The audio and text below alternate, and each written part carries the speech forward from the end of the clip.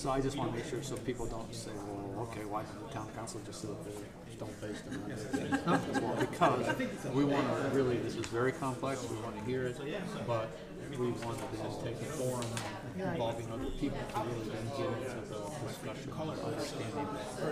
Thank you. That's right. That's great, Craig. Is John not here? Yeah, he's right behind you. Right behind you.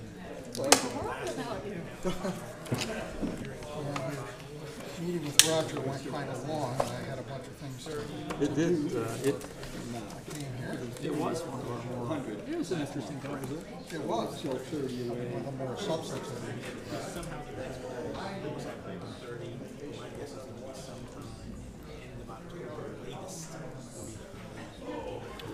We are wild.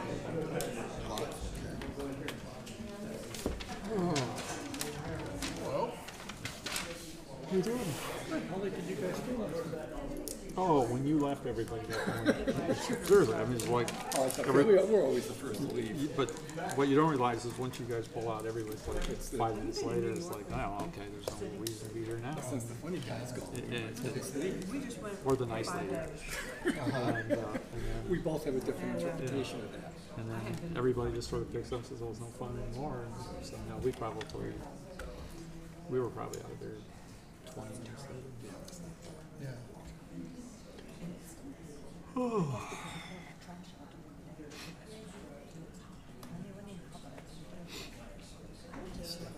She's here. Stephanie's here. Mm-hmm. Yep. Wendy, how are you doing? Good. On the what? On the sheriff's office. Sheriff's office. Good long weekend. Good short week. I would have to go into Wall I Street. just saw Dwayne at And it was interesting, fine. This was in the There 90s, were things to do. but, yeah, have you been to San Francisco? You know, I have fun. Could, Don't go. could you give us, after the meeting, could you take 5 minutes to update us on what you're doing? I love San Francisco.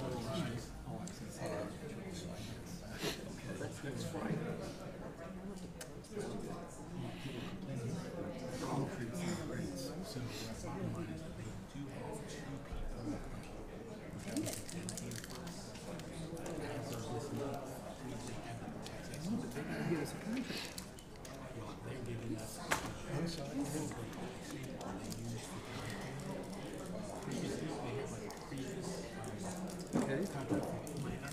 Have you seen it?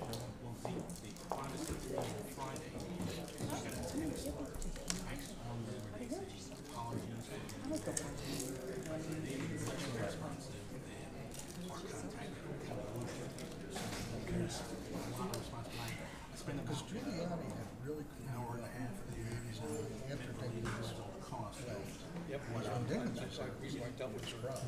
So she's missing. Really cleaned it up much. But now it's No, it's and going back. Bloomberg kind of helped. Bloomberg kind of went along. Well, you know, he had, I wasn't scared of it. it's stepping back. I mean, he had the old, his famous was the broken windows. That, you know, if you did the little, Julian, if you did the little things that set a tone. And, I mean, they just, I don't know. I mean, I can just, even my clothes, when I got back, you know, it smelled. How are you doing? And just smell. oh, fine. How about you? Everybody started the game. All right.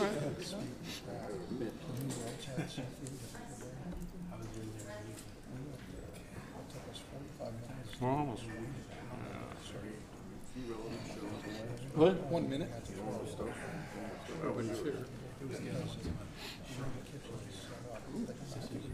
Well, he always attends by a long meeting this morning. That's really too bad, because I was really bored.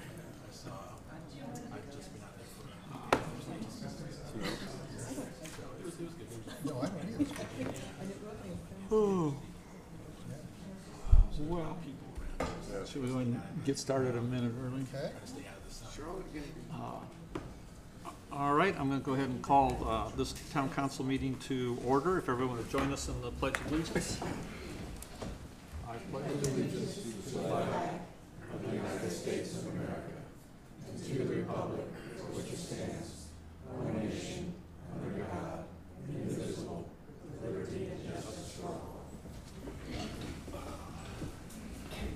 right, good afternoon. First item is the approval of the minutes of the town council meeting of August 7th. Let me first ask, do I have a motion to approve? So moved. Do I have a second? Second. All right. Any changes, edits, comments? No. No. Everything good? Good. All right. All in favor of accepting the minutes? Aye. Okay. Mayor's update. I just have a couple things. One, I've been instructed to point out that this is a municipal election year, which means that the mayor and the entire town council comes up for election. The candidate filing period opened today at noon, and it runs through October 5th. I hope you're all writing this down in case you're looking to. All right. Okay, yeah. Just in case you want to write now, go fill out your. Okay. Anyway, the filing period started today at noon. It runs through October 5th. Candidates can file here with Petra.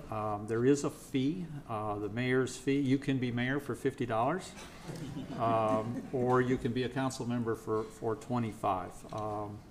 Is there Or in the paperwork, bargaining Petra, seats. that they have to? But you have everything, right? And as I said, the period opens at noon. We're already past that, but the important thing is it does on the 5th, it does close at noon, so it runs through noon on the October 5th. Also, absentee voting will begin approximately 30 days prior to the election. You can request a ballot now, and the Board of Elections and Voter Registration from Charleston County will send them out once they've been prepared.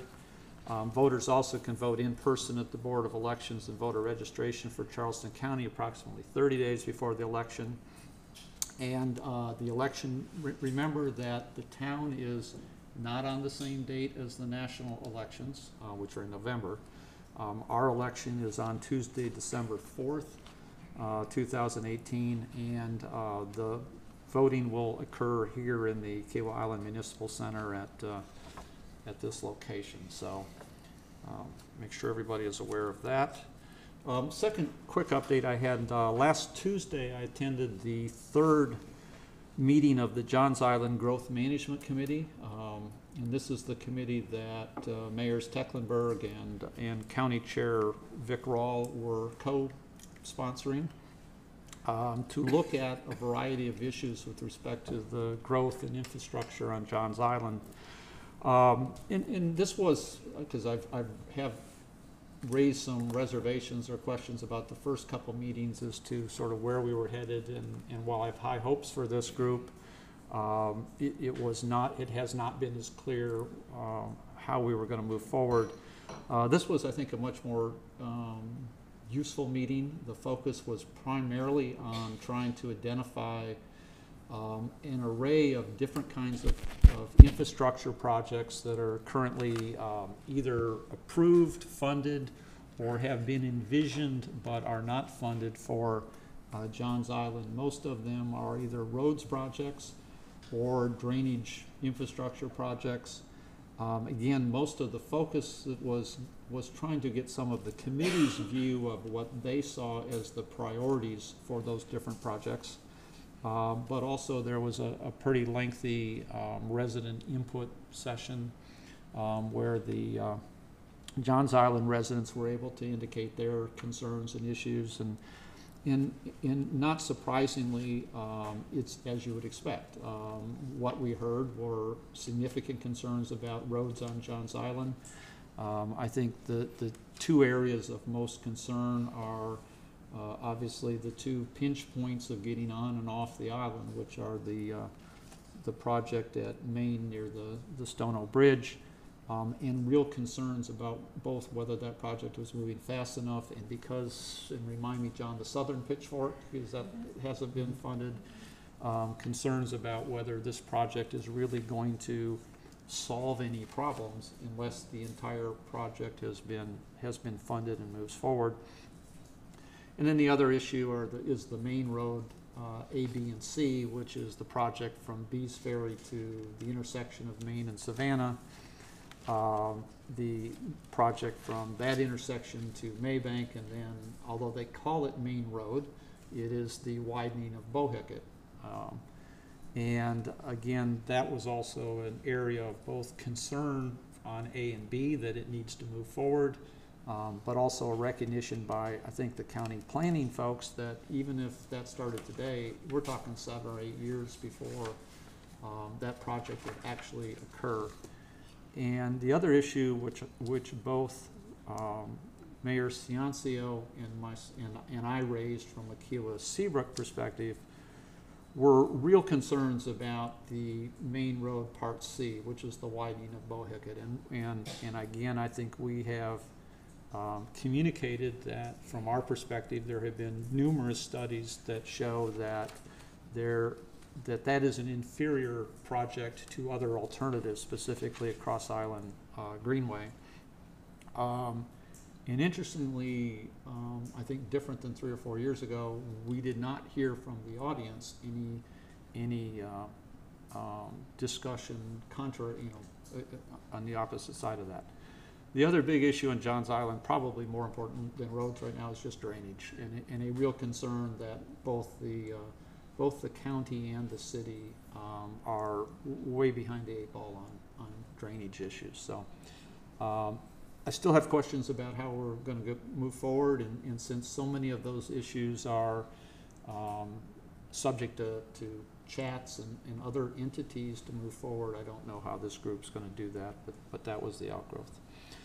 And the last thing, the council knows that a couple months ago we made changes to our solid waste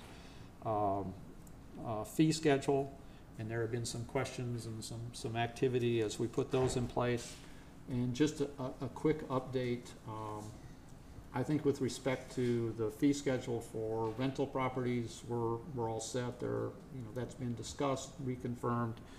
The one issue that we have said is that there are some issues with respect to HOAs, where in the past they required backdoor service, and we are in the process of working with those HOAs to determine if the residents there should have the option to have the free curb service. That's moving along. Staff met with both of the HOA outside representatives last week. Some of the HOAs have agreed that they are going to go ahead and let their residents pick and choose, and a couple of the HOAs are still deciding. So, there's still some various views about that, but I think the issue is moving forward. So, and the only other thing I have is this new sandcastle pool. I failed, I think, in July to congratulate them on that project, but they did have their grand opening celebration last Friday. So since Jimmy's here, I wanted to congratulate the Sandcastle and the Community Association for that project. They did a really nice job. So that's it. Citizens' comments.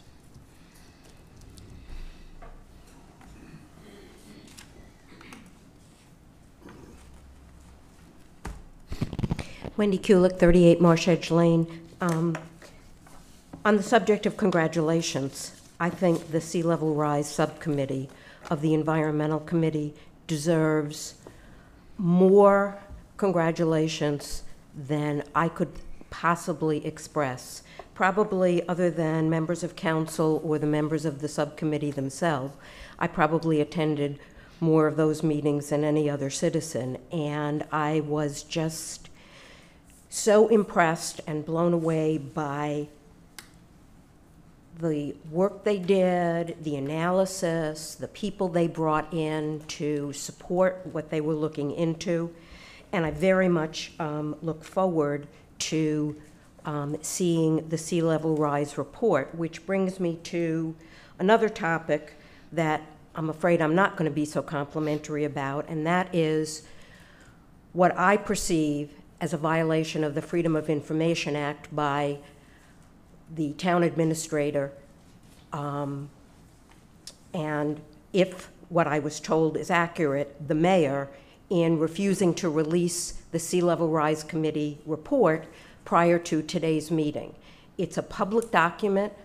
It was recommended, I believe unanimously, by the Environmental Committee to be sent on to council. I cannot imagine what there is in it that had to be hidden and couldn't be shared with people prior to this meeting. And the last thing is, I would ask each member of council and the mayor if he or she plans to run for re-election. Thank you. Okay.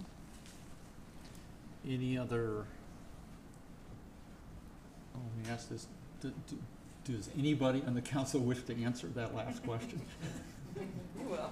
No. Okay. Any other citizens' comments? All right. Now, the sea level rise report has been released, right? No. Well, about to be. It's about to be. So it's a matter We of, get the minutes in their draft form, you know, for every meeting. So I was told it was still in draft form, which I think is news to the committee. But even if it were in draft form, we get the minutes online before every council meeting in draft form. I'm happy to address it. I'll take responsibility, which is that because I think this is a very important report. I've worked and talked, you know, often with the Sea Level Rise Committee, and I'm looking forward to the presentation that they do here in a few minutes. But this is a very, I think, a very important and a very complex document. And at this point, the town council has not had a chance to see it.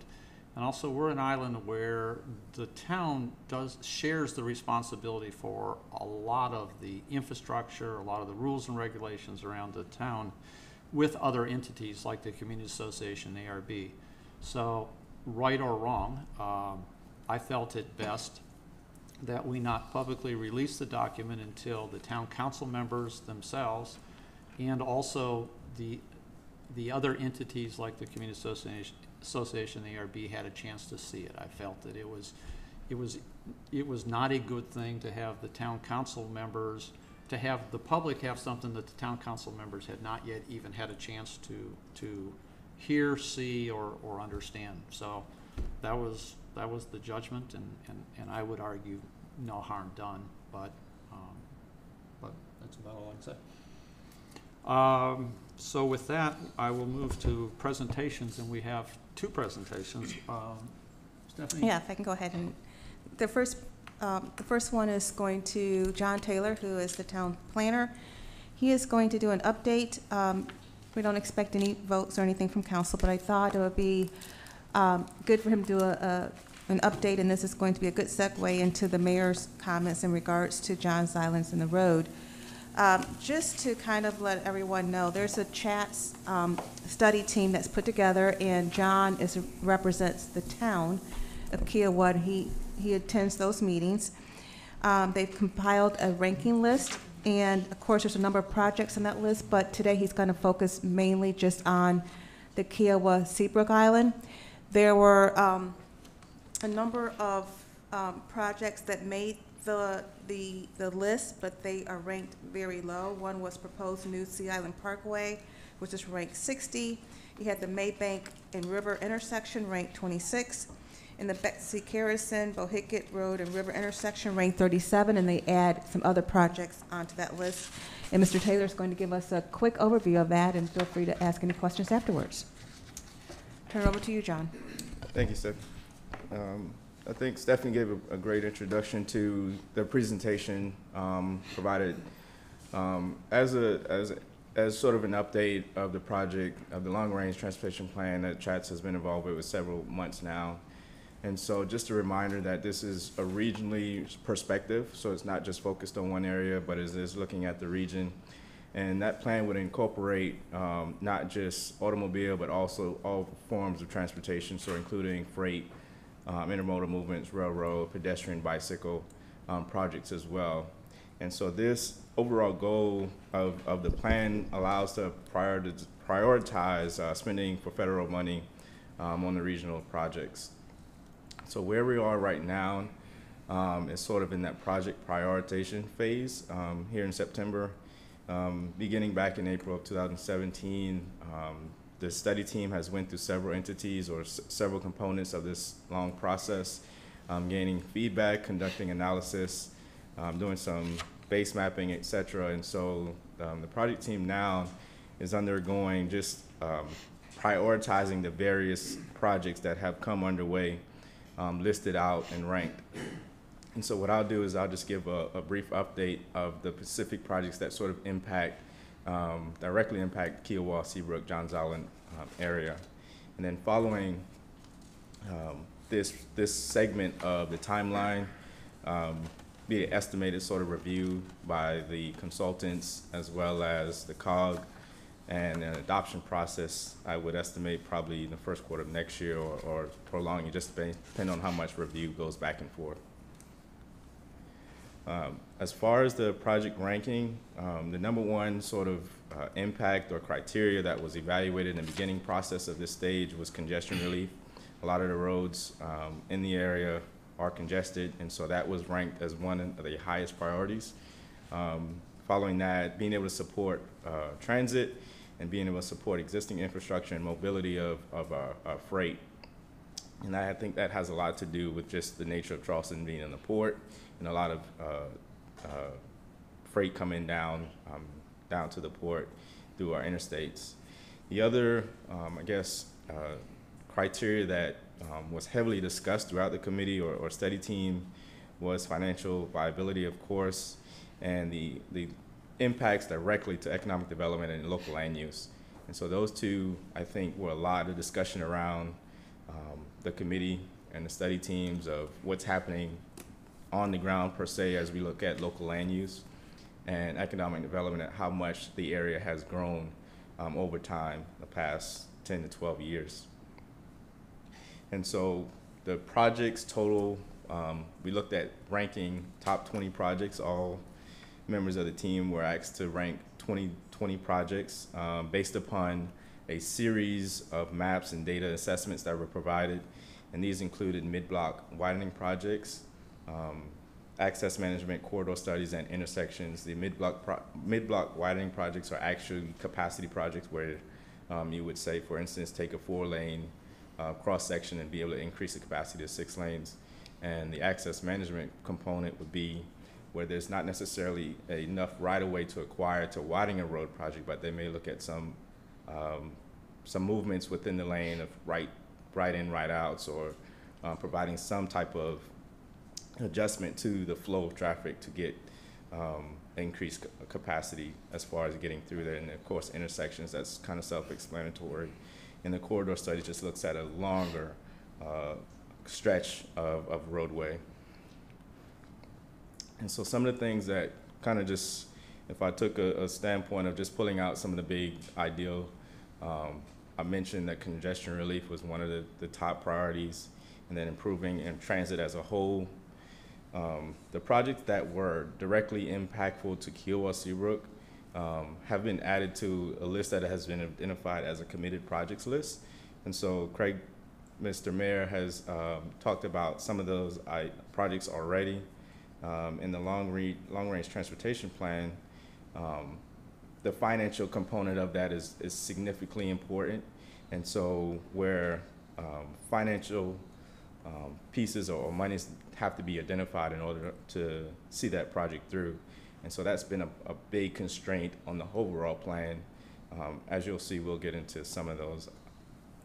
I've listed here just the committed roadway projects, and these projects have been identified already. Charleston County has been working on some of these already, SCDOT in conjunction. The ones that you are very familiar with, the Pitchfork and the main road widening, and the 3 components of phase 1, phase 2, and phase 3.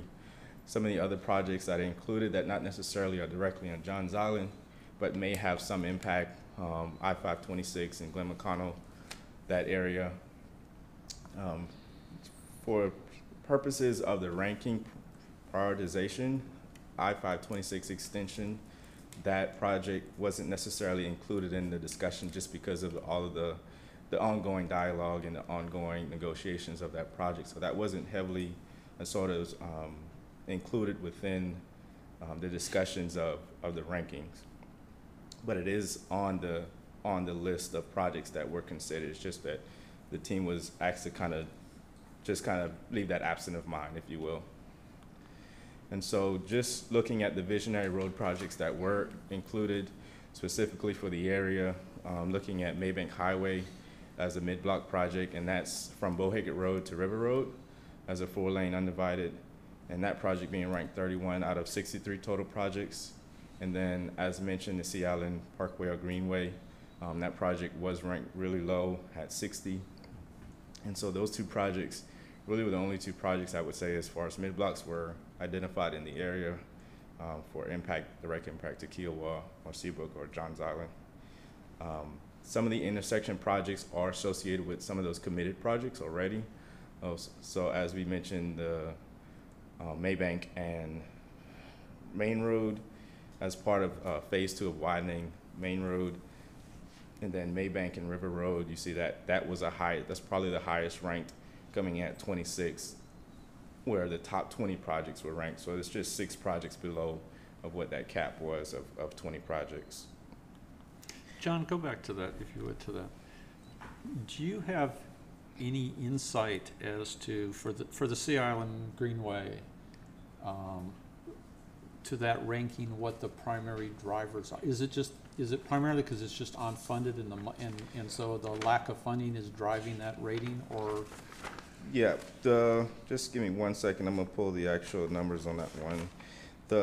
I would say that the financial viability was a high consideration in that the actual projected cost, which was some numbers that DOT kind of utilized. I don't know exactly the model that they used to create or generate that number, but it was close to $103,000 for, which was considered a high ranking compared to some of the other projects. 103 million? Yes. I think we could fund that. Because otherwise we'll fund the road. Yeah. And John, you sit on chat. I mean, is that your sense of? My sense is that roads on Johns Island, with the possible exception of the Pitchfork, have essentially a 0 priority. That is, very few people in this room, are going to be alive to see it. I mean that seriously. We brought this up time and again at chats, and you know, when you have things like bike paths in Somerville way up top and then stuff like this way in the bottom, what that suggests is that there just really isn't enough political support to get anything done meaningfully on Johns Island. They probably will do the bit of Main Road from Bees Ferry to 17. Right. There is a fair amount of political support for that. Once you get past that, it starts to tail off. They will never in a million years 4-lane Bohaget Road. That just isn't going to happen for obvious reasons. The trees, the churches, you know, the folks living along there, just isn't going to work. And I think everyone knows that. I think some of these things got thrown on the list mainly to sort of shut up the people on Johns Island who are getting tired of the traffic. But the reality is, unless there's a change in the county politic, and hopefully, you know, Jenny Honeycutt is going to help in that regard, but unless there's a real change in the county's politic, I wouldn't count on seeing any of this anytime soon. What about the Pitchforks? Yeah, Pitchfork, the part of the unfunded part of the Pitchfork, I think that's entirely possible. Unfortunately, both sides of the Pitchfork are going to be commercial frontage, which means that's going to create more traffic, and the net effect, and this is not just my opinion, it's also Paul Roberts, who's forgotten more about road design than I'll ever know. The net effect of that is going to be minimal to perhaps even negative. So.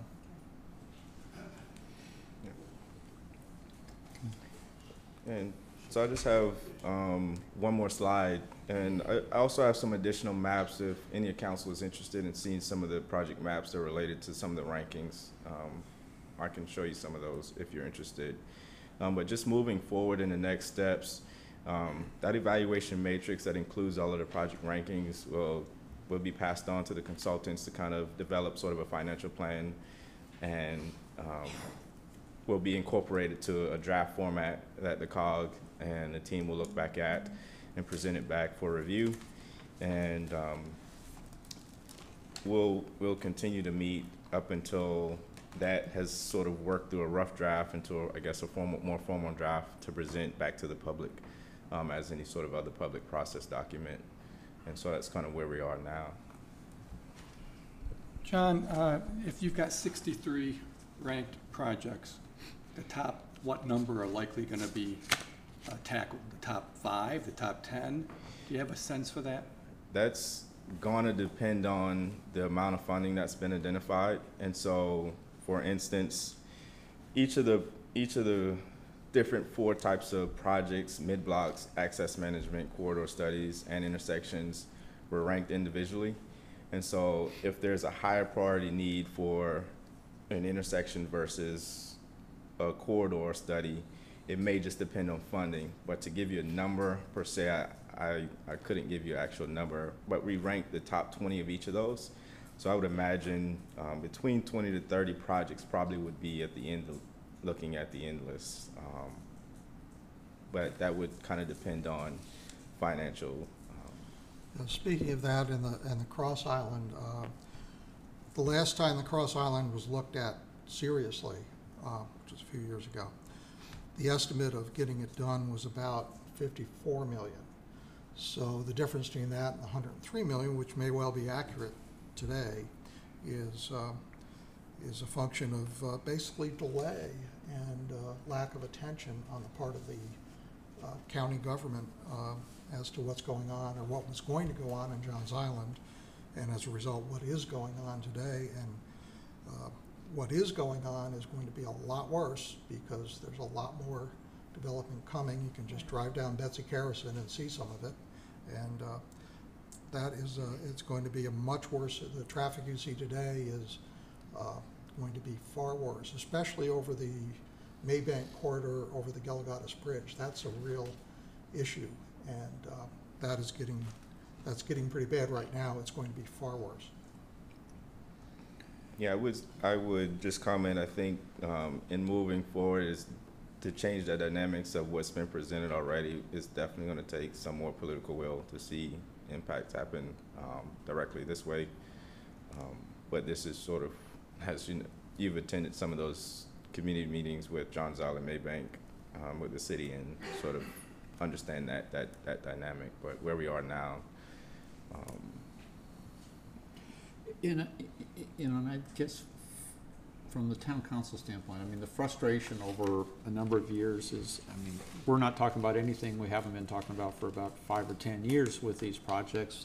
You know, and with respect to the Crosstown, Paul Roberts has attended more county council meetings, and you know, we've put together with Kika's leadership a few years ago an effort to try to better understand and convey the benefits of the Crosstown.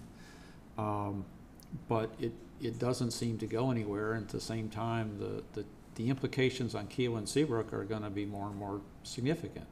You know, you've got contractors every day who are trying to, you know, they aren't coming here from Johns Island, they're coming from Monk's Corner and Goose Creek and Mount Pleasant and Somerville, and you know, they're able to start the job at 10 in the morning and go at 3 because they've got a 2-hour commute both ways, and that's not going to get any better if we don't see the roads improve. But there just doesn't seem to be an obvious way that we've been able to influence this. It is true, I think, which is that one of the candidates for county council has been very clear that she supports and is cognizant of the issues out here. I don't know what the other candidate's view is at all on that. But I would also point out that, you know, and I don't know, but, you know, I think John's attended a number of county council meetings, but in the last 10 years, I've attended quite a few where roads were on the agenda, whether it be 526 or Cross Island Parkway or whatever. And there is always, and I'm not disparaging anybody's ability to go to county council and stand up and argue for what they believe, but there's always a very large contingent who are populating the meeting and describing why it's wrong to build a road on Johns Island or whatever. And I do not ever see, and I can tell you Joe Quayle does not get letters from Kiowa and Seabrook residents saying, well, you need to do this. And they're not in the front rows of county council, and they're not writing letters. And at some point, unless the county council gets the idea that the residents out here, even though there aren't a lot of us, that they support this, I don't know that we're going to be. Well, and Wendy, you may remember this. I remember years ago, this is probably 15 years ago, we were asked to write letters. And a lot of us did. And this is probably in the early 2000s, maybe. So maybe that's what we should be encouraging people to do. If we think that'll make a difference after the election, maybe we should start encouraging the residents to write letters. Because I do remember being encouraged to do it, and it was probably 15 years ago. The problem is that even if every single property owner wrote a letter, if just on Kiowa and Seabrook, there just aren't enough of us to influence county council. I mean, that's on anything, not just on roads. That's the unfortunate thing. But it would still be an opposite, you know, a view and a voice. So maybe that's what we should start encouraging people to do after the election. See if it can make a difference. Well, you also have a very influential environmental group with their own in-house law right. firm that's been fighting this for many, That's many right. years, and they're effective, unfortunately. And now we're reaping the results of that. You're right. All right. Thank you, John. John, thanks for the update. Thank you. All right. Next item is another presentation, which has already been alluded to, which is flood and sea level rise report presentation. And Diana is going to introduce this. I only want to make one comment or a couple of comments starting out, which is one, I think I've watched this group, I've attended a couple of their meetings, and I think they have approached this with just a great deal of professionalism, that they have worked hard over the last, has it been a year? Year and a half. Year and a half, in really trying to bring a serious, thoughtful, and not the sky is falling, but a thoughtful scientific approach to looking at an important issue. What they're going to do today is provide the town council, who has not until the agenda came out seen the report, is provide the council members with a presentation to outline what they did and what some of their conclusions are. What I do want to stress is that at this meeting, the way I've structured this, it is a presentation, not a point where we're going to try to act on this, to adopt anything or whatever. This is I think an important, very complex document. One of the things that I've alluded to already is on Kiowa, the town only impacts a portion of the things which are highlighted here. The community association is a very important player when you get into issues of roads and drainage. The ARB is an important player. So I have had some conversation with Jimmy Bailey with Kika, and I've had some conversations with Amanda Mole with the ARB, that I think that what we need to do following this is to have a second, maybe half day or a couple hours sort of workshop where we can actually get together the Kika board, the town council members, and the ARB, and really sit down with the committee and have a more thoughtful discussion where we can really understand, ask questions, really get into making sure that we're understanding and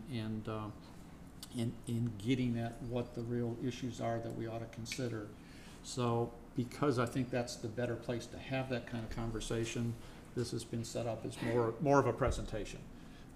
You guys can obviously ask questions all day long to your heart's content, but I do want to make sure that if there's any question about why we're not sitting there, saying adopting this or agreeing to that, I want to have a follow-up discussion with the other entities to do that.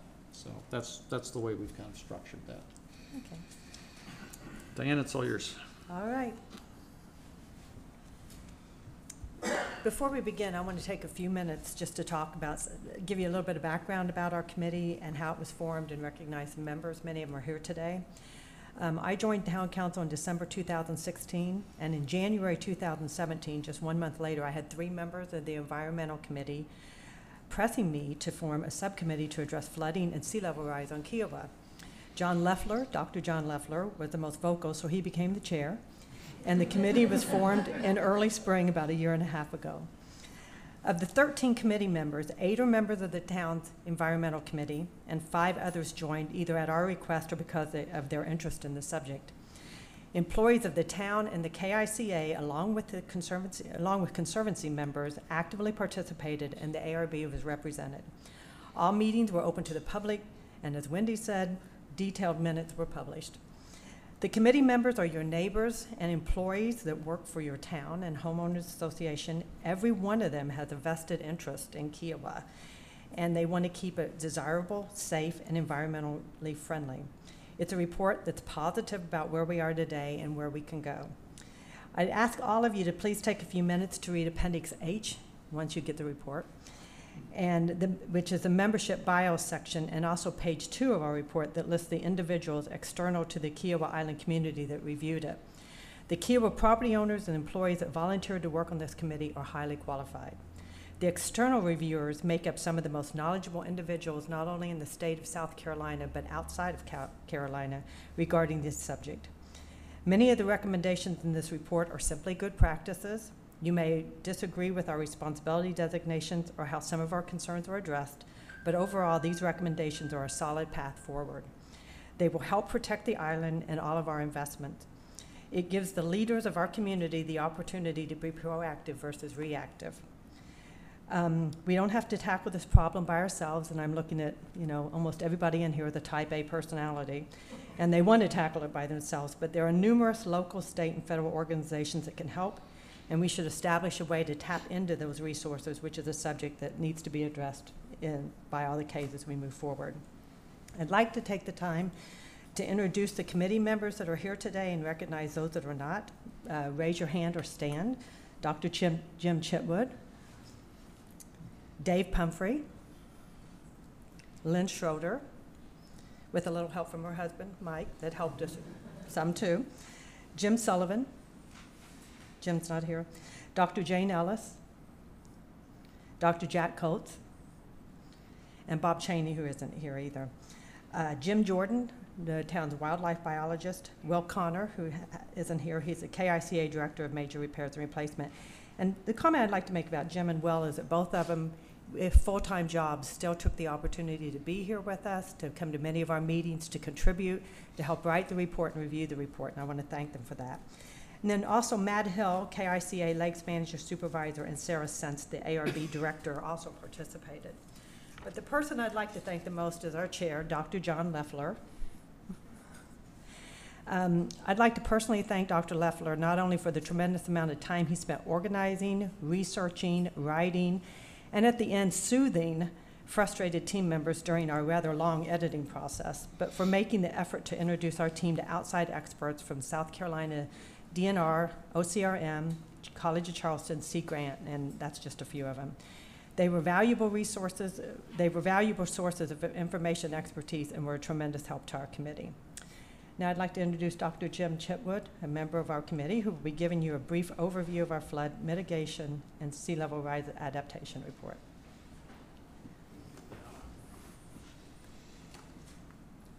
And there is a report, by the way. But we didn't print up many in advance to save some trees. So it'll be available online if it's not already. John has done a great job leading us on this effort, and so we all appreciate that. It's hard to say no to John. So here I am. Yeah, that's right. The agreement I have today is that I'll use this short amount of time we have today to help you, council members, be effective and efficient in reading and studying the report to get to the meat of the matter. And then John and other committee members are going to answer any technical questions you have today. Let me start by making you aware of some things as you read and study the report. Start by telling you what to expect and what not to expect in the report. First, our focus is on what's happening and likely to happen here at Kiowa, and what we, the people and the entities of Kiowa, can do about it. Now, there are a lot of regional issues, national issues, worldwide issues that affect us here on Kiowa, but our focus is here on Kiowa. The second thing I want you to be aware of is what's not in the report. And we made no attempt to address the causes of sea level rise and flooding changes. A lot of studies on that, and we studied a lot of them, but the report doesn't try to address causes. Its focus is on what is happening here at Kiowa and what we can do about it. So let's take a high-level look at the report. See if I can work this. Hey. And let's start with the town's vision statement, because that's where the committee started. We studied this with the idea of how could we, in our effort, help us achieve that vision. And some of the words kind of jumped out at us. We're a community within a natural maritime setting that's being preserved and enhanced for current and for future generations. And we believe that this report is a first step to fulfill the vision in light of all the developing environmental changes that we're challenged by.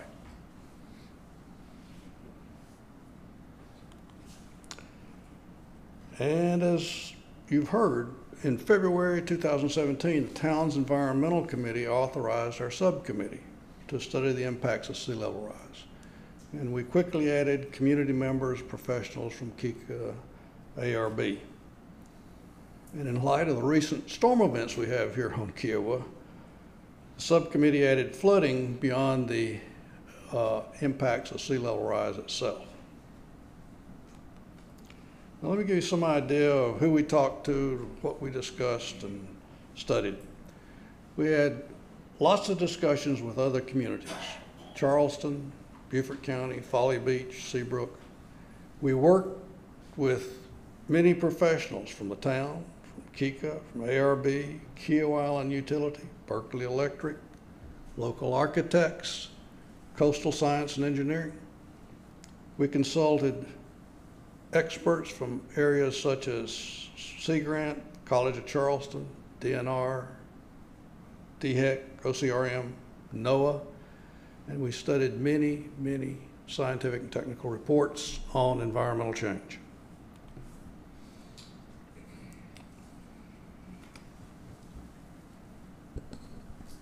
There's lots of evidence that change is affecting us, and this report discusses some of these.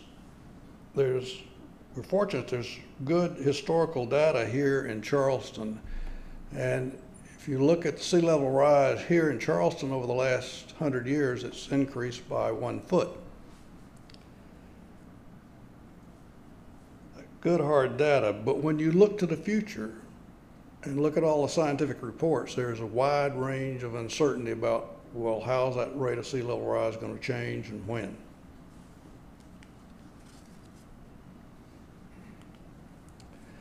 So let's take a look at the structure of the report as a starting point. We have an introduction that you'll see. We have an executive summary, lots of background information. The meat of the report is probably the assessments, concerns, and recommendations part of the report, where we looked at what's our situation in areas from areas of infrastructure to the environment. What's going on? What can we do about it? Maybe the most important part of the report, though, is the path forward, because that addresses what, at the end of the day, what should we and can we here on Kiowa do about it to make a real difference and to keep things under our control. And then there's appendices with lots more information if you care to examine something in more detail. You may find a good bit of that information in the appendices.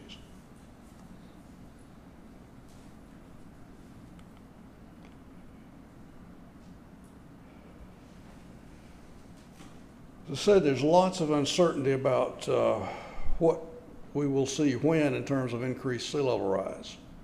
But we needed to have something to do planning around and focus future efforts around. So we chose the intermediate high scenario, which you see in this little box in the center here. And we focused on 1.5 to 2.5 feet of additional sea level rise over the next 30 to 50 years. Now this turns out to be the same scenario that is being used by Charleston for their planning purposes.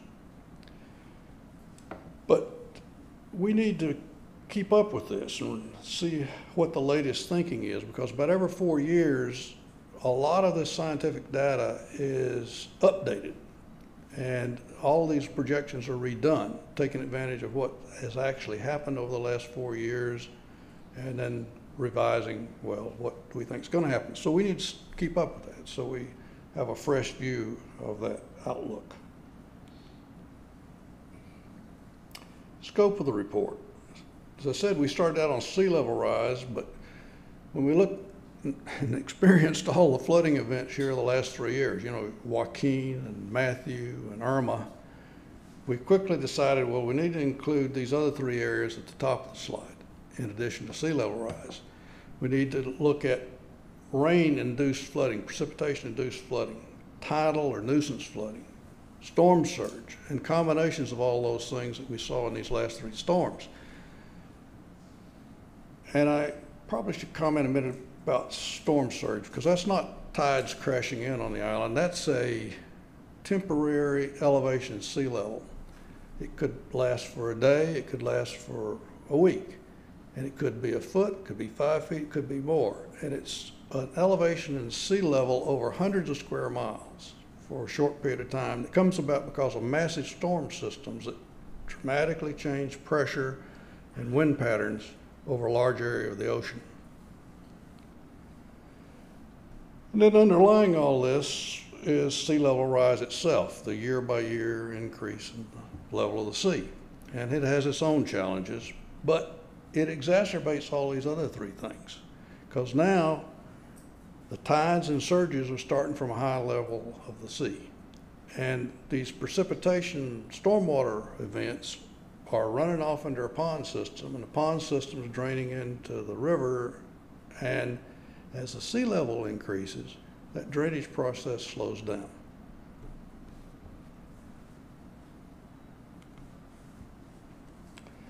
So it turns out, as we did all this study, there are 12 areas of investigation. That's the way we organize it. That's what you're going to see in your report. And that's, as I said, the meat of the report. And it's organized, if you look at this, there are a number of infrastructure areas. There are some areas focused on what homeowners and individuals can do to help flooding for their residents, guided by some rules and regulations. And then there are environmental areas that we focused on, and then education.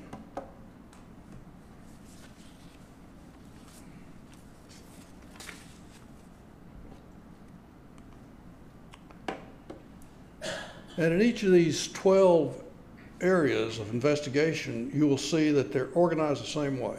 In each case, it'll start out talking about significance. Why did we focus on that area? What's so critical about that area in terms of our lifestyle here at Kiowa? And the second thing you'll see is the current status. Well, what's going on in terms of roads or ponds or beach or whatever? And then concerns. What problems did we identify? What issues? What uncertainties in that area? And then comes recommendations. Okay, With all that information, what do we do about it? And you'll find if you go through the whole report that there are 140 recommendations in the report. And in a number of cases, they're numbered. But that numbering system that we use is just for easy reference so that we can all get on the same board when you're talking about certain recommendation.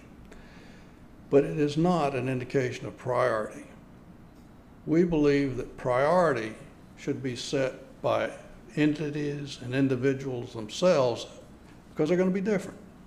They'll be driven by urgency, long-term impact, and they should, the priorities need to be set by the people that are making the decisions. Then after we did the recommendation, got a recommendation together, we looked at responsibilities and partners. Who's in the best position to tackle a given recommendation? You know, is it the town? Is it KICA, ARB, Conservancy, resort, individual property owners, some combination? Who's in the best position? And then there's a section on recommended reading and additional information in each of these 12 areas that we investigated.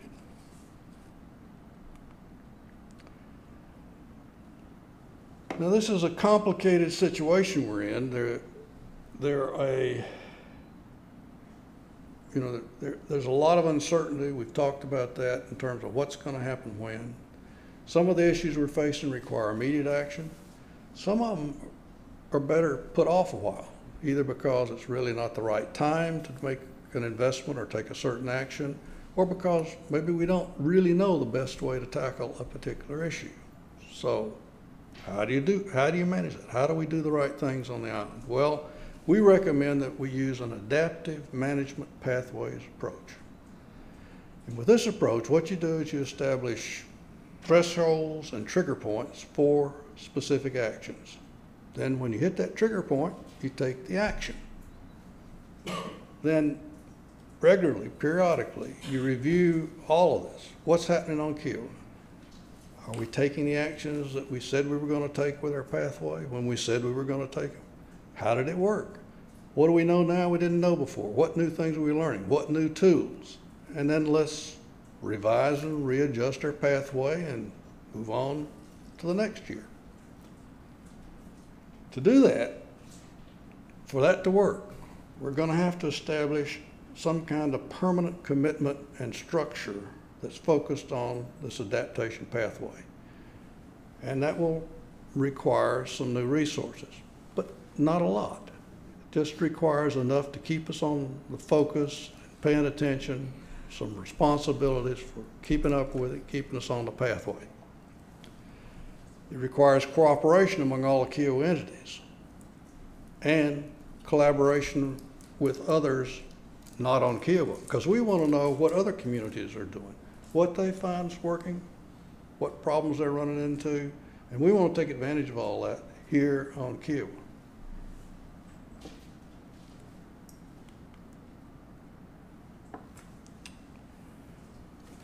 Now, the report doesn't sugarcoat the challenges that all coastal communities face, including Kiowa.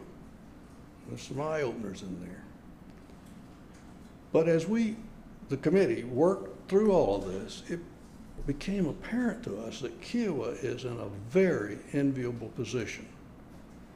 We have a very healthy beach. We have a very healthy marsh, and that provides us some good storm protection.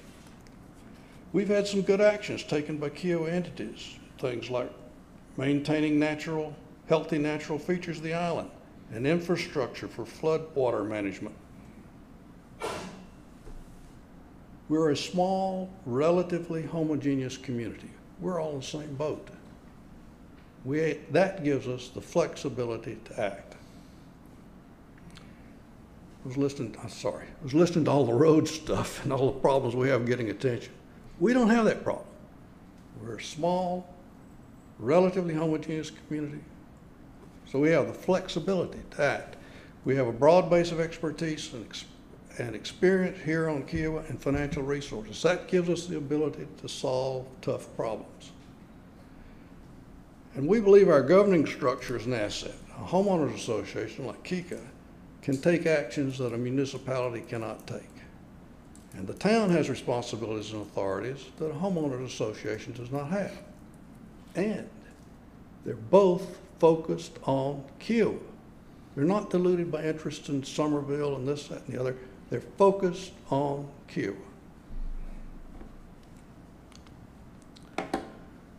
So we have a great opportunity. We can capitalize on our assets, tackle the challenges, work vigorously and openly together. And as a goal, a very attainable goal, we should make Kiowa the best adapted and most resilient coastal community on the East Coast. Remain the premier residential resort destination, leader among all coastal communities in adapting to environmental change, and ensure our stability and viability for decades to come. It's very attainable if we choose to take and embrace the challenge. We can spend less of our time worrying about this and more of our time enjoying things like this. It's the committee's hope that this report will be useful and provide a platform for moving forward to successfully address these challenges that we face. And our committee members are unanimous in the belief that by working together, we can address our challenges in a sensible, affordable way and maintain this beautiful island that we all love. So now if you have questions, according to my deal, John and the other committee members will be glad to answer them. Thank you. So let me open it up, first of all, the council members. Any questions? You've got, and although I've indicated, the desire to put together a workshop where we can sit down and address this in more detail. You've got everybody here. So if there are any questions or comments? I have no questions other than I've read the executive summary and part of the report. Oh, it was good. Very, to me, it was a pretty reasonable and well put together document. So thank you all. I'm interested in reading the details of it, but Good. I was impressed so far. Thank you. Other? Just basically congratulate the committee members on the job they did. If the town actually had to pay for this report, it would have been really expensive. And I really appreciate it. I just want to say this is one of the few reports that was actually done by citizens. The other reports that we read were put together by committees or outside groups like Sea Grant. That's true. And so this is a little different, and I think it has a different tone to it because of that. And again, I think what people need to remember, this group is thinking about that island. We live here, our investment's here, and so we want the best. And we approached it in that way. Jim, thanks first of all for your presentation. I also want to thank the entire subcommittee for all of their work. I mean, I think you did. I said this in my opening comments. I think you all really did a great job in the way that you approached this, the seriousness, the desire to focus on science and data. And in the couple meetings that I sat in, it was clear that you were open to robustly debating each other's. That's true. There was, sometimes in activities like this, you can get into a groupthink that, okay, here's what a couple people think, let's all move that direction. And it was very obvious in this group that sometimes it could be a free-for-all, that you are going to debate each other's opinions and views, and I think that improves it. I do want to, I think I suggested in my comments what I would like to propose as a second step, which would be that that we do organize, when I say a workshop, maybe a 2 to 3 hour opportunity with the KICA board and with the ARB, where we could get either, and I'll leave it to the subcommittee to decide whether it's the entire subcommittee or they want to have some representatives, but I think it would do us good to take the report, to really spend some time going through it, and then get the other entities together where we could talk about what it means, what our reactions are, what questions we have in a different forum than this.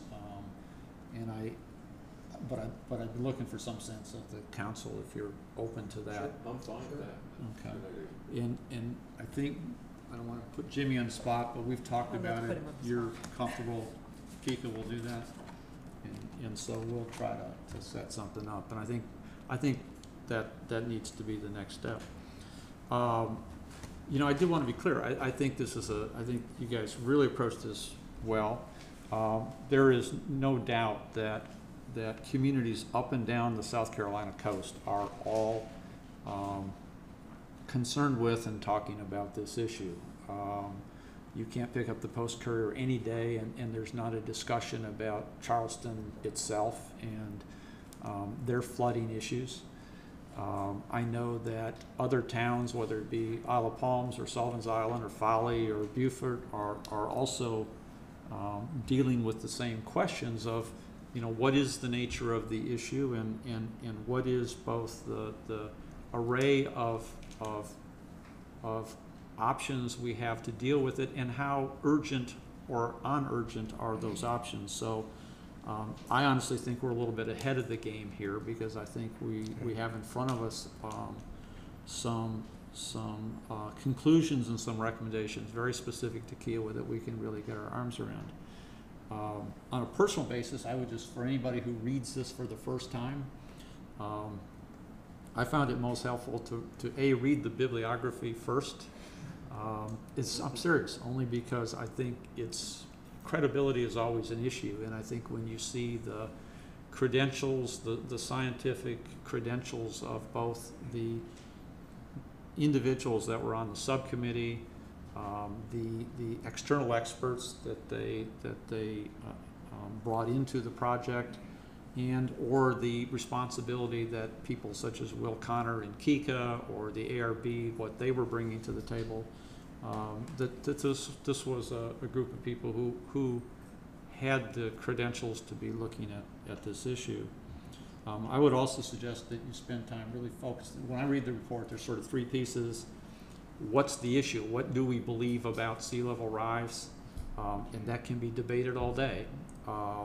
They address the question of, depending on what you believe, what are the major areas where we could have an impact?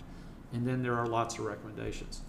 I frankly would set the recommendations aside for a moment because it's very easy to get caught up in, well, but do I believe this, and do I make, and really focus on those first two aspects of the report. But I think they did a terrific job. I don't know whether they're right, wrong. I'm sure we'll get in there and agree that there are a lot of great recommendations. There's some the different entities will debate all day long, and some we won't agree with, and that's what the value that comes out of the process. But I think we need to take a serious look at it, and I appreciate the product that you've given us. So we'll organize something, and I think the next step will be the Kika board. Any last comments, questions? Thanks. Any other? I'll ask, since the Sea Level Rise Committee is here. Any of you have any comments or additional things you want to add? All right. Thanks. Okay. Old business, none. So new business, ordinance 18-12, an ordinance to amend Article 16, beach management, Chapter 1, beach lighting, first reading. Yes, this would be Jim Jordan, town's biologist. This is something that the town has looked at from when I started almost 3 years ago. We did, when I was here, we did one amendment, but I believe this may have been several maybe amendments done prior to me arriving. And this is something the Environmental Committee has looked at, and we have made some more changes that we think are necessary. It's a series that we're going through in terms of a lot of our ordinances as a town. The last year, we've been trying to clean up a number of our ordinances to make it consistent to what we're trying to enforce, and also trying to follow the will of council, and also looking at our vision in terms of what you all put out, trying to make sure that our ordinance reflect our vision. And so Mr. Jordan is going to go over probably some historical background to what got us here, and also highlight the changes and why those changes are recommended to council for consideration. Sure, thank you. So this ordinance is a little complicated. Obviously, when you look at the changes that were made to it, there's a lot of red there. But I'll kind of give you the history on the original ordinance, and then if we just focus on the things that we're trying to accomplish with this ordinance, which are really two main things, I think it'll be a little bit easier to see exactly what we're trying to do. But so about a year ago, Kiowa historically hasn't had many issues with beachfront lighting and sea turtles. And a lot of that is because most of our homes are set way back. We've been a growing beach. And so even if you've got lights on at night, they're far enough from the beach where it's not an issue. And I guess before I get into that, I guess I should make sure that we're clear that, the issue is that when you have artificial light close to the beachfront, either nesting female turtles when they come ashore to lay their eggs, but more so typically with hatchlings when they emerge, they are going, obviously they're supposed to go to the ocean. Typically you've got moonlight or you've got some sort of ambient light reflecting off the ocean, and that's the direction they go. If you have a light source or an illuminated section of dunes just beyond, the turtles can go that way, particularly the hatchlings. Obviously that's the wrong way to go, and they can die before they have time to turn around and get back to the ocean. So about a year ago, we had an issue along a section of Kiowa's beach where someone had outdoor lighting as well as interior lighting that was very bright, very close to the beach. And so we went to our ordinance to enforce it, and when we read the ordinance, it appeared to us that the ordinance was basically written in a manner that was not enforceable. And the reason why is in the first part of the ordinance, in the new development and the existing development section, originally it said that basically this policy only applies to development within the 40-year setback zone. So our interpretation of that would be that this would only apply to homes that are oceanward of the setback line. Okay, we have no homes oceanward of the setback line because you can't build beyond the setback line. So it was our opinion at that time that, okay, we've had this ordinance on the books since 1991, and we've really never tried to enforce it, but now that we are, now that we've got an issue, it looks like it's not a very good ordinance. So we started looking at changes. We went through a draft last year, tabled that. We've had a few issues this year, but nothing major. And so now we're back to looking at it in earnest again. And, as I said, we've had this ordinance for a long time. The original ordinance, I think it was adopted in 1991. And as I was doing my research into this issue, I looked at pretty much every other South Carolina beachfront municipality, and we all have the exact same ordinance. And they were pretty much all adopted in 1991, which was when the state basically required beachfront municipalities to adopt a local beach management plan, local comprehensive beach management plan, and then part of that was adding some of these ordinances. So basically everyone else adopted the same exact ordinance except for us, and we added in this 6-word phrase about the setback area. So everyone else has the same ordinance word for word except for that phrase. So how that got inserted, I don't know. So that's the history on the ordinance and kind of why we are where we are. So in looking at this, again, I looked at what do other South Carolina municipalities have on the books. I looked at Georgia, I looked at North Carolina, I looked at Florida. Florida is probably the most restrictive in what they require.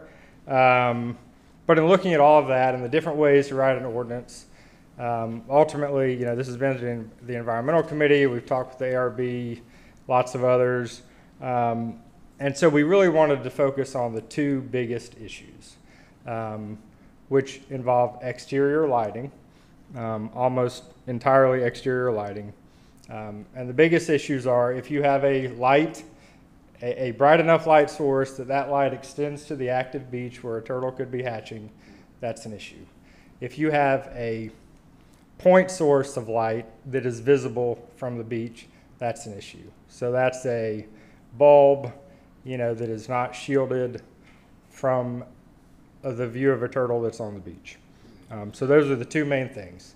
no lights, no external lighting illuminating the beach, and no external point sources of light visible from the beach. All of which are fairly easy to accomplish. So those were the two big issues that we tackled in the ordinance. And then the other thing, the original ordinance talked about tinting of windows and window treatments and dealt with interior lighting. We have basically taken out all the references to interior lighting in there, with the exception of with new construction, the ordinance still requires a tinted window, which a lot of homes probably have them anyway to save on, air conditioning bill and UV damage to furniture and that sort of thing. It's not a dark tint. It's just a pretty minor tint that basically keeps, helps keep your house cooler in the summertime. And I think that's it. Now I can go through, all the changes that we made, but I guess I'll just kind of briefly. Yeah, let me just real briefly kind of run through what we did. So if we look at the clean copy of the ordinance, which I guess would be the last 3 pages, we didn't make any changes, anything substantive here, except to add a definition for point source. The original ordinance didn't talk about point source or a lamp or a bulb, and so we referenced that throughout the new ordinance. And so we just defined point source there in the definitions. And then in new development, again, we basically, exterior lighting, and in every, example of exterior lighting that the old ordinance referred to, which was floodlights, pole lighting, balcony lighting, etc., can't be visible from the beach. The point source has got to be shielded, and that light from that exterior source cannot reach the beach.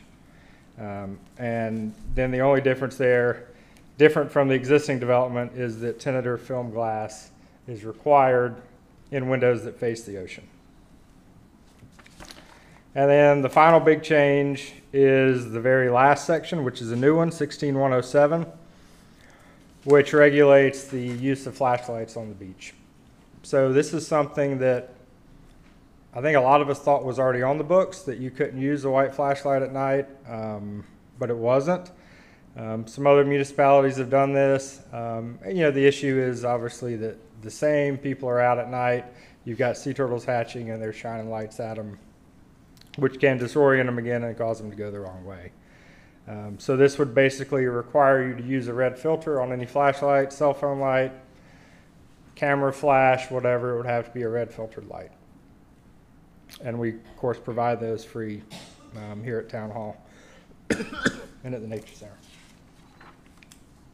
Questions?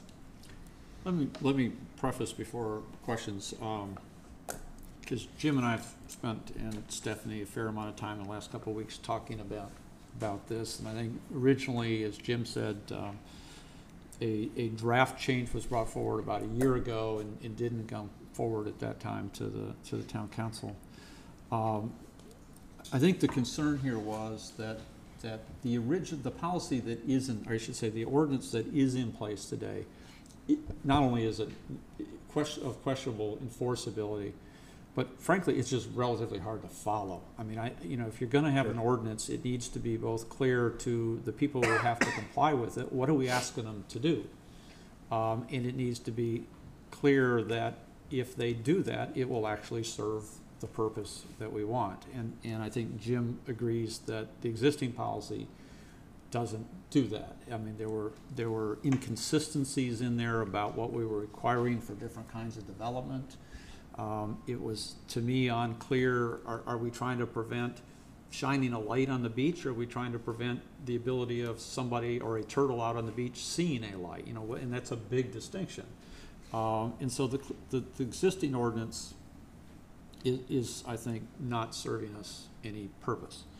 Now, this is still a very complex ordinance because there's a lot of detail in here that I'm certainly, I don't know about all of you, but I'm certainly hard pressed to to make conclusions about when we get into R13 ratings on glass or R ratings on glass, or whether we get to kinds of shielding and so on. So I think we can approach this a couple ways. All ordinances get 2 readings. So before we could go the route of putting a motion forward, approving this on first reading, but making sure then that we understand what other kinds of, what questions council has, what other input we would want from other entities, and expect that to be included and considered before it comes back for a second reading. Or we could also table this for a month or 2 if you conclude that there's other input or more information that we want to get before we bring it forth to a first reading. The concern that I would have, I think this is a great improvement over where we're at. I still think there are probably some entities out there. Personally, I'd like to see us get some additional input from a builder. We've gotten the building services group involved. I'd like to see some input from a builder, from our commercial entities that have commercial activity occurring in the evenings close to the beach. Whether that gets incorporated and brought to the council before second reading or before first reading is up to you. But with that, I guess I'd like to open it, before I ask for any motions, I'd like to just open it up for discussion and comment by the council. Can I ask Jim a question? Sure. Yeah, absolutely. Jim, just Yes. to get it straight in my mind, if you're within 16104, Okay? that means you're not in 16103, but you are in 16105. Is that right? What was the question? If you read the thing, you have exemptions for Right. new development, and I guess what it means is that if you already have the building permit, then you're not. in You don't have to development. do, you don't have to do tinted glass. Then you gotta do it Correct. within 6 months, or the existing development.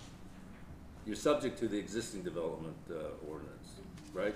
Correct. But in that scenario, you would not have to do the Okay. tinted glass. You would just have to worry about your exterior lighting. Now, another point to make is, as I was discussing this with the ARB, for example, their exterior lighting guidelines that they are enforcing right now are pretty much exactly this. You cannot, according to the ARB, you cannot have an external point source of light visible from outside of your property line, nor can your exterior lighting leave the boundaries of your property. That includes the beachfront. Okay, so just, it's good to understand that right now, if you were building a house, the ARB would require pretty much these exact same exterior lighting conditions.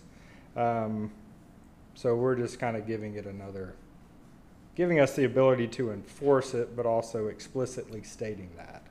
So ARB would say you have to follow 103. ARB it's about 2 sentences, but it basically says you can't see it. No one can see a light bulb from outside of so if I'm standing on your property line looking at your house, I should not be able to see any exterior light bulbs. And also your exterior lighting cannot travel beyond your property line. And that's the And that's case, by whether shielding. it's the beach or whether it's any property. That's right. The beachfront is included in that. And you accomplish that by shielding, right? Just like parking lot lights are shielded and pool lights are shielded. It directs the light down and it keeps it in the area that you intend to illuminate. But you've got glass lamps on your porch. I can see the light bulb through that glass lamp, can I not? Yeah, so the ARB does allow an exemption to a visible exterior source of light, and that is these,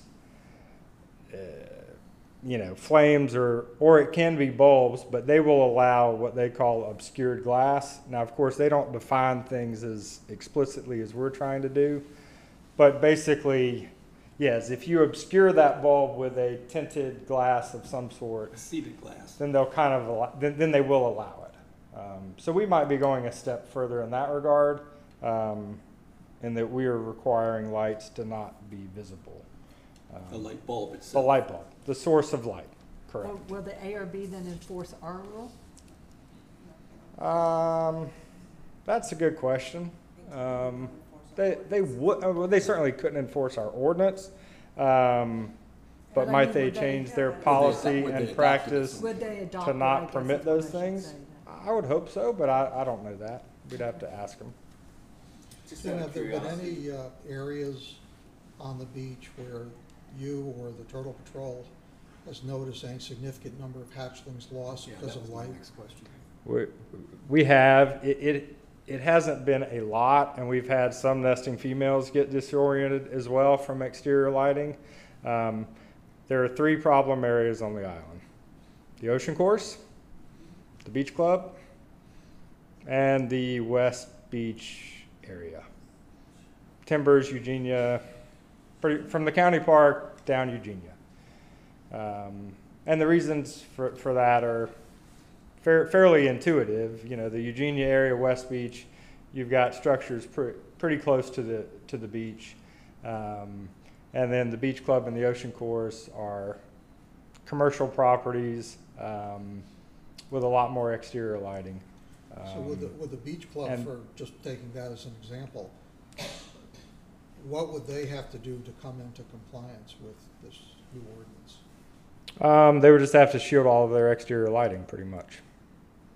Put a shield on the back end of it so it's not visible. So it doesn't shine onto the beach? And with those 2 areas, we tend to have issues only when they have, not always, but a lot of times it coincides with a special event, a wedding, some sort of function later in the evening where lighting is probably more intense than it normally would be at that time of night. And I'll be honest, I haven't been to the beach club or the ocean course, and all of their exterior lighting could be in compliant with this already. It could already be shielded. It just may be that when these special events take place, they're bringing in additional lighting that's then causing these issues. Just out of curiosity, why is red light okay? Well, not to get too scientific, but turtles, most animals have a hard time seeing red light. They don't pick up on it. Red light and amber light. So actually Florida has a lot of regulations where all of their big high-rises are changing their exterior lighting to long wavelength light, which is basically red or amber. LED bulbs that are red or amber in color, and it doesn't affect turtles. They don't pick up on that. It's white light that's a problem. Do we really think that we can keep visitors from using their flashlights on the beach? I mean, if I was coming here, I sure wouldn't, my first stop wouldn't be Town Hall, you know, to pick up the shields. Pick up a red filter. I mean, Yeah. should those be distributed more to the rental agencies and things like that to have them actually put them in their rooms, or, because I don't really see how. I mean, we can. I mean, I think that, right now, we have no way. So if someone has a flashlight on the beach right now and they're shining it all over turtles, we really don't have a way to, we don't have an ordinance that says you can't do that. So the But we idea, I will mean, with this. But we also don't This have would- anyone enforcing it at 10 o'clock Right. at night either. that is true. Not currently. Right. But historically, we did have people out there at night. Code enforcement guys. And I think, Diana, to answer your question, and Stephanie confirmed this, you've been putting together marketing packages and programs for the rental agencies, and some of that information has things in there about lighting. Okay, So we have good. been, through our website and through Beach Patrol having, I think, some magnets on their truck to getting information out to our rental agencies that they put into their packets about the lighting. So we are Okay. trying different ways to reach I just our think we guests. might actually send out the little filters themselves to the agencies, see if they could distribute them. What's the penalty if you violate this? It's like a lot of our ordinances, the penalty is probably talked about later in the article. My guess is it's pretty similar to our other stuff, 25 to 200. Yeah, I for believe a- when it's all said and done, Bruce, could it be up to some 500? I mean, you add the fine and then you add assessment, so I think it can go up to maybe 500, I'm not sure. What? About 487 with court assessments. So if You it, give a maximum fine. So if our ordinance said $200, then what they would actually get would be about $487. Yep. Well, my comment, Mr. Mayor, is I would support it today, or if you prefer to wait and let a few other inputs, but I have no issues with the ordinance itself. Any other? I think it'd be valuable between now and the next meeting to have the staff solicit input, some of the big stakeholders, the partners and the resort in particular, The builders. and builders. I would agree with that. Okay.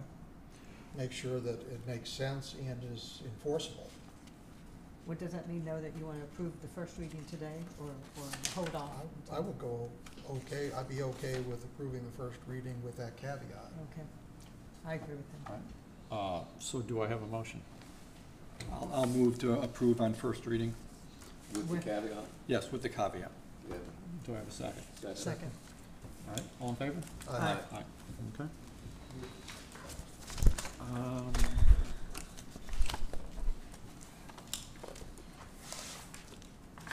And Stephanie and I we can talk to you after the meeting, but let's talk about the caveat and specifically what kinds of steps we need to take to gather that input. All right, Town Administrator's report. I don't have anything to report, but I believe I just wanted to remind everyone at this meeting that Dorota and Stephanie put together a really good budget at a glance. It is available online and also is in the lobby, so you feel free to pick one up. All right, council member updates. I'll start, Jack. No. Update on the fire station under construction, and you can correct me if I'm wrong, but I believe the current target date for completion of station number 6 near Flyway is November 19th. There's already work being done on Station 4, preparatory work, and they would anticipate to start construction on that site at the end of January next year, with the completion target in May of 2020. Correct? Since John is also here, we expect to have a vacancy on the St. John's Fire Department Commission. Is that still correct? We expect that vacancy to be posted in October on the county website, but if any residents are interested, I would ask if they would see me, or you can even see John Conley and get some background on that. Also, the Public Safety Committee had a spirited discussion regarding drone usage on Kiowa at last month's meeting. At this point, it's been decided that there's no recommendations coming forth to council, but we would recommend they revisit that issue on an annual basis, given the increase in drone usage.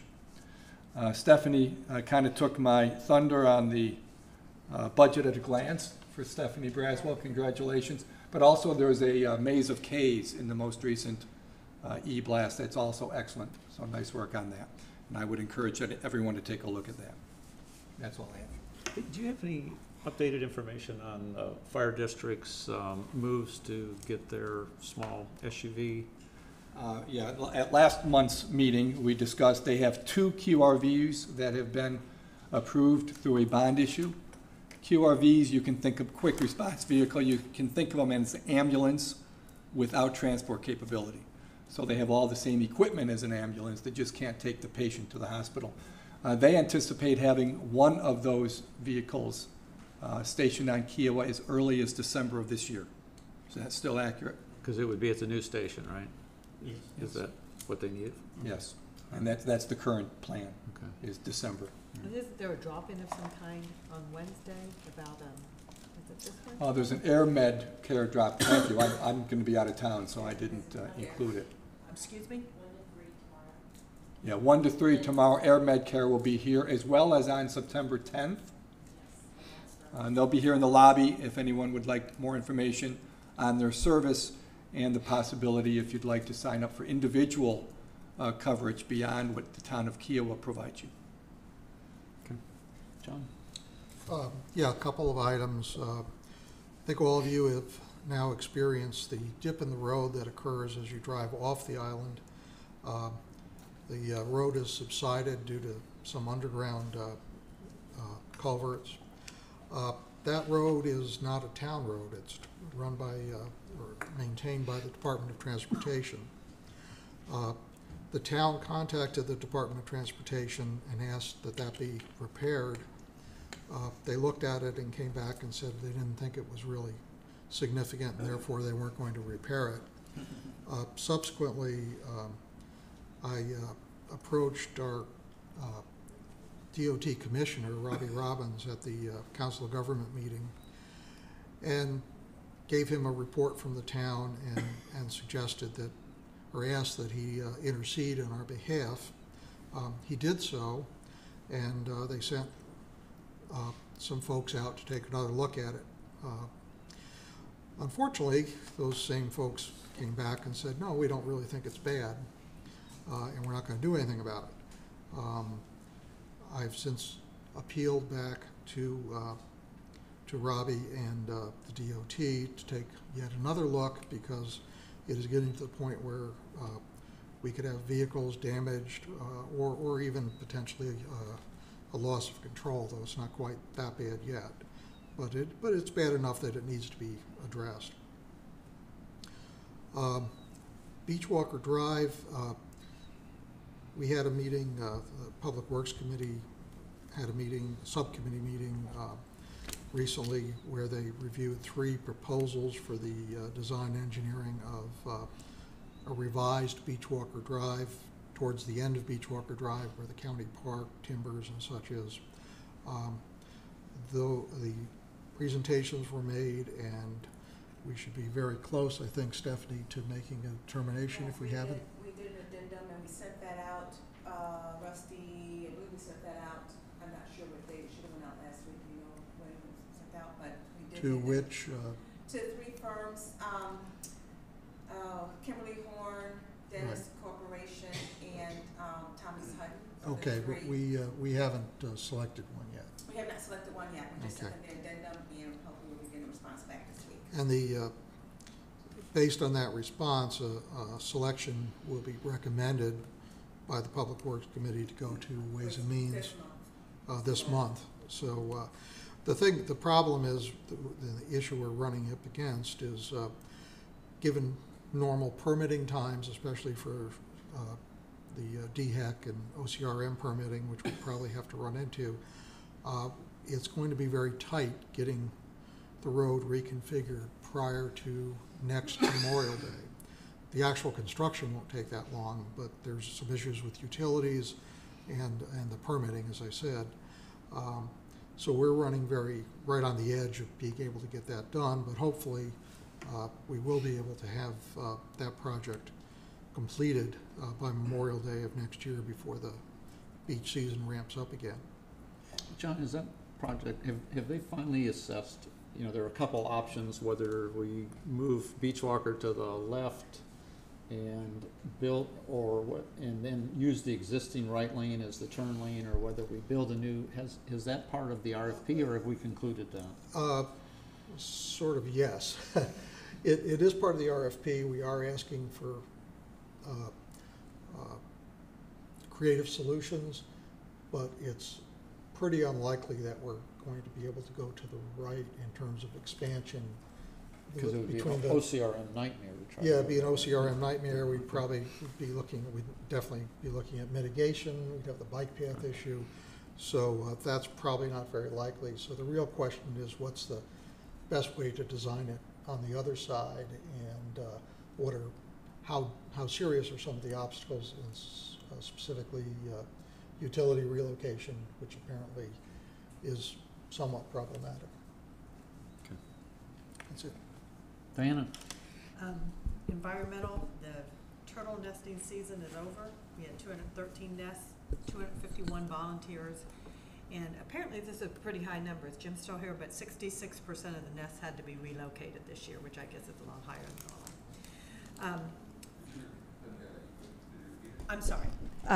The turtle nesting season's over, 213 nests, 251 volunteers, and 66% of the nests had to be relocated this year, which is a higher number than normal.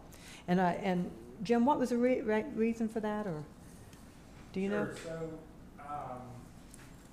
we had the same issue last year. So basically, we got all this erosion from the storm last fall, and our beach is building out, so we've got a wide stretch of what looks like dry beach as it's accumulating. And so last year we had a lot of turtles nest in that area. We called a mid-beach nest. We didn't relocate those. Oh, that's right, they drowned. And almost all of them failed completely because the water table was so high that they ended up sitting in water and rotting. And so this year those mid-beach nests are getting moved. So that's why the patrol is moving a lot more. Not something we normally see because normally they're going all the way to the big dune, but as we're in this accretionary phase, as the dunes are rebuilding, they're laying a little bit too low. So that's basically why. And for Arts Council, our first piano bar is on September 19th, and it'll be held at the new Sandcastle. So thank you so much. The Church of Our Savior, we've been holding over there. They've been very good to us, but it's just so much more convenient and easier for us to do it in the Sandcastle. So we're thrilled about that. And Judy, you're going to have to help me here. Good thing you're here, because I wrote down that our next major event is a piano duo scheduled for Sunday, 9/23 at Church of Our Savior, but I didn't write down the name of the. Oh, goodness, Rackers Lamazov. Okay. They're both professors of piano at University of South Carolina, and normally they perform separately, but they can do duos as well. Okay, thank you. That's it. All right. With that, citizens' comments? Any? Comments from us? Yeah. If you have one, then head up to the, if you just head up to, well, no, we'd really, we need to get you into the system here, so. I don't like microphones. Give a man a microphone and he thinks he owns the world. Hi, my name is Jerry McGee. I'm in Inlet Cove, and I just wanted to say, in support of what Jim is trying to do, my wife has been on the Turtle Patrol for 20 years. And while we languish and don't come to conclusions about things that affect the turtles, I think that we do them a great disservice. And despite the fact that we worry about developers and builders and all of that, I think we ought to worry a lot more about the wildlife on this island, which is more and more challenged. I've been coming here for 20 years and have seen a erosion in the, of the wildlife. So just a comment to say, ladies and gentlemen, please, please move with haste and adapt these things that protect our wildlife. It's a precious resource. We may worry about our property due to flooding, but if we don't worry about wildlife and we don't protect it, we'll be all the worse for it, and so will this island. It's a great draw here. Thank you. Thank you. Thank you. Any other citizens' comments? All right. With that, we have no executive session. The only other thing I'll add, since Wendy did ask the question of whether anybody was in fact going to run for council or mayor, yes, I will be putting in my papers for one more term. Hopefully over the next weeks, you'll hear from the rest of the town council members, but I will be doing that. So with that, do I have a motion to adjourn? So moved. Second. All right, we're done.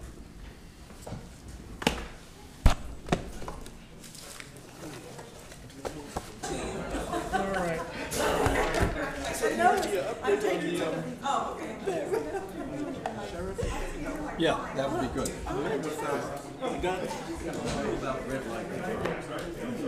I'm going to give you a call. What? I said I need to give you a call or a trade email. But do you know what you're going to? Have you thought about